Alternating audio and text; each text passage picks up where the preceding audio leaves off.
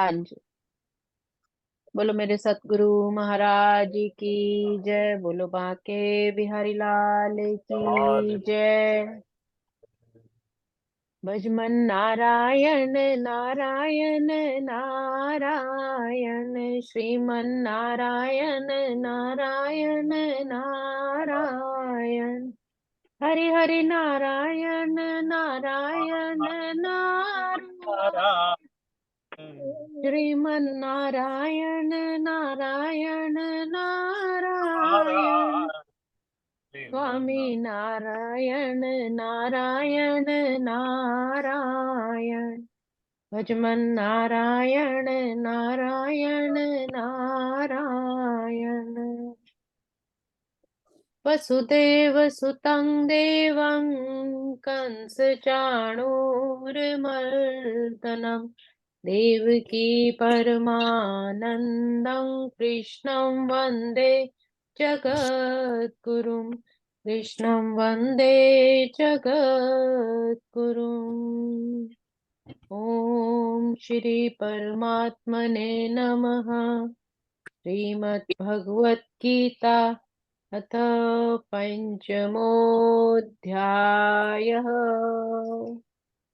हाँ जी, प्रभु की प्यारी साथ संगत जी, कल हमने 16, 17 और 18 श्लोकों का श्रवण किया। थोड़ा सा सारांश लेके फिर अगले श्लोक में प्रवेश करेंगे। 18वें श्लोक में भगवान अपने मुखारविंद से ज्ञानी पुरुष के बारे में बता रहे हैं कि कैसा होता है ज्ञानी पुरुष। भगवान कह रहे हैं कि विनम्र साधु पुरुष अपने वास्तविक ज्ञान के कारण एक विद्वान तथा एक विनीत ब्राह्मण, गाय, हाथी, कुत्ता तथा चांडाल को समान भाव अर्थात एक ही भाव से देखते हैं। ऐसे साधु पुरुष वही होते हैं, ज्ञानी पुरुष वही होते हैं जो अपने अंतःकरण के अपने आंतरिक दृष्टि से एक विद्वान को, ब्राह्मण को, गाय, हाथी, कुत्ता, चांडाल, इन सभी योनियों को, सभी जातियों को एक समान भाव से देखते हैं। हमारी दृष्टि में कोई विद्वानी या कुत्ता, गाय सभी भिन्न भिन्न हो सकते हैं, किंतु योगी पुरुष की दृष्टि में शरीरगत भेद अर्थ रहित है। उनके लिए ये शरीर कुछ नहीं, सिर्फ आत्मा का ही वो संबंध जानते हैं और वो यही समझते हैं कि परमात्मा के रूप में परमात्मा, परमेश्वर परमात्मा हर एक के हृदय में वास करता है। तो ज्ञान सबसे पहले हमारे अंदर से भेदभाव को ही मिटाता है, ये भगवान अर्जुन को बता रहे हैं। लेकिन हम अहंकार के कारण, अपनी अज्ञानता के कारण हर एक में भेदभाव करते हैं, किसी को छोटा किसी को बड़ा समझते हैं। हम अपना उस परमात्मा के साथ संबंध ही भूल जाते हैं, जबकि आत्मा तथा परमात्मा के लक्षण समान है। दोनों ही चेतन है, दोनों ही शाश्वत है तथा आनंदमय है।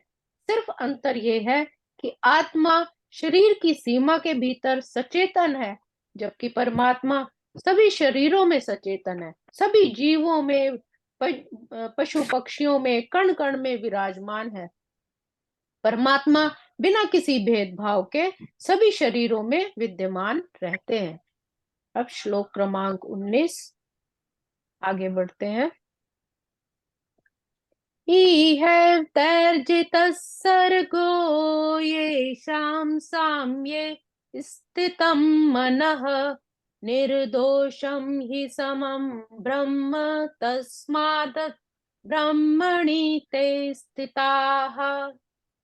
इह तैर्जिते सर्गो, जिसका मन तथा समता में स्थित है, जिन्होंने जन्म तथा मृत्यु के बंधनों को पहले ही जीत लिया है, वे ब्रह्म के समान निर्दोष हैं और सदा ब्रह्म में ही स्थित रहते हैं।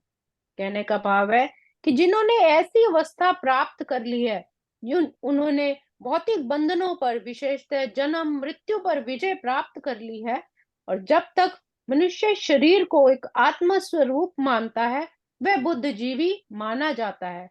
किंतु जो ही वह आत्मज्ञान द्वारा समचित्त अर्थात उसके चित्त में समता आ जाती है, ऐसी अवस्था आ जाती है, तब वह बुद्ध जीव से मुक्त हो जाता है। मतलब उसके मन में फिर द्वैत भावना ही समाप्त हो जाती है, जिसके अंदर समत्व की भावना आ जाती है, मन एक चित हो जाता है। फिर वो जन्म मृत्यु के बंधनों से मुक्त हो जाता है, उसको जीत लेता है।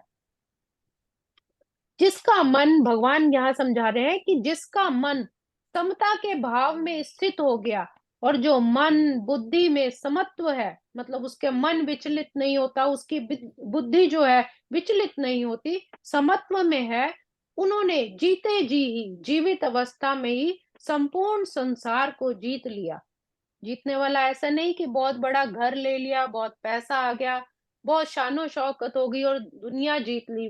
भगवान कह रहे हैं वो नहीं, जिसने मन बुद्धि में, जिसमें समत्व आ गया, एक स्थिर बुद्धि वाला हो गया, उसने संसार को जीत लिया। वो जीवन से मुक्त हो गए, क्योंकि परमात्मा निर्दोष व सम है, और इसी से वह ब्रह्म में स्थित है। जो योगी अपने पराये की भावना से ऊपर उठ जाते हैं, छोटा मेरा, तेरा ही मेरा, इन सब छोटा बड़ा, इन सब भावों से ऊपर उठ जाते हैं, वही इस समत्व की भावना को प्राप्त करते हैं और जीवन में आनंद की अनुभूति करते हैं। भगवान कह रहे हैं कि जैसे मनुष्य है, उसमें कितना पैसा, ऐश्वर्य, कितने ही उसको सुख सुविधाएं क्यों ना मिल जाए, लेकिन अगर वो छोटे बड़े में भेद ही करता रहेगा, तो वो ब्रह्म स्वरूप कैसे होगा? अपने आप को कैसे जानेगा? अपनी आत्मा का उसको ज्ञान कैसे होगा? इसलिए ज्ञानी पुरुष तो वो है जिसके मन में समत्व का भाव आ जाता है, और समत्व की भावना को प्राप्त करते हुए ही उसको जीवन में फिर आनंद की अनुभूति होती है।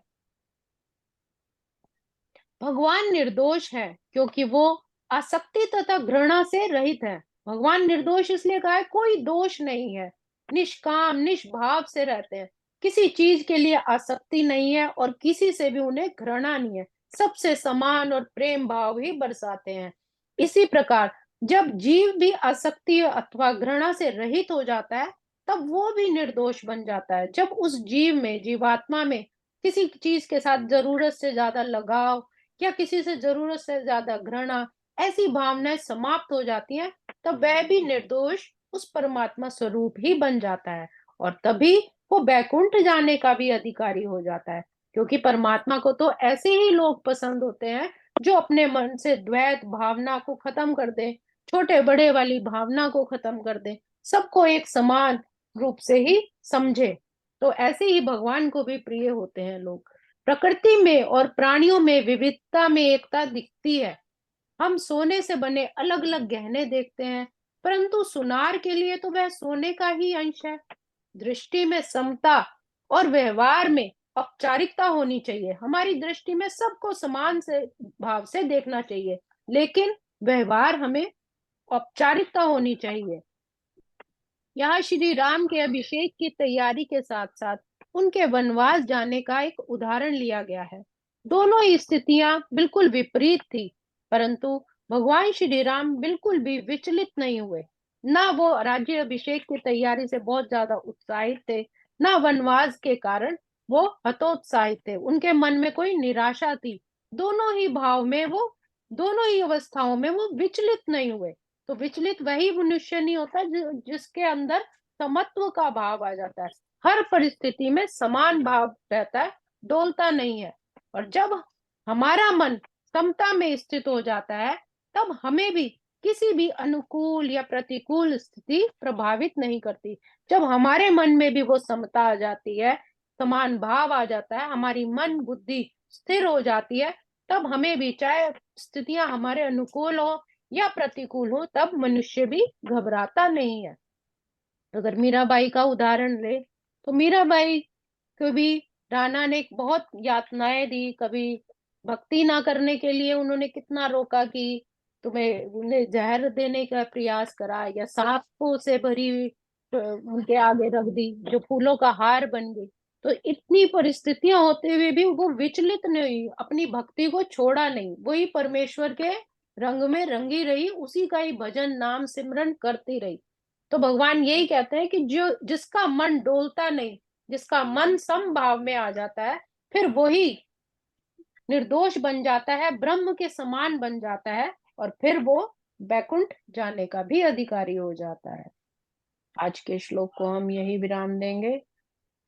ओम श्री कृष्णार्पणमस्तु। हरे नमः, हरे नमः।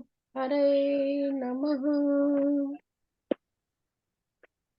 मोर मुकुट माथे तिलक विराजे, मोर मुकुट माथे तिलक विराजे, विराजे गल गल में बैजंती माला माला साजे, साजे। गल बैजंती माला साजे, चक्र सुदर्शन नारायण, हरि हरि चक्र सुदर्शन नारायण, श्रीमन्नारायण नारायण नारायण, भव से तारायण तारायण तारायण, श्रीमन्नारायण नारायण नारायण। बोलो बाके बिहारी लाल की जय, मेरे सतगुरु महाराज की जय।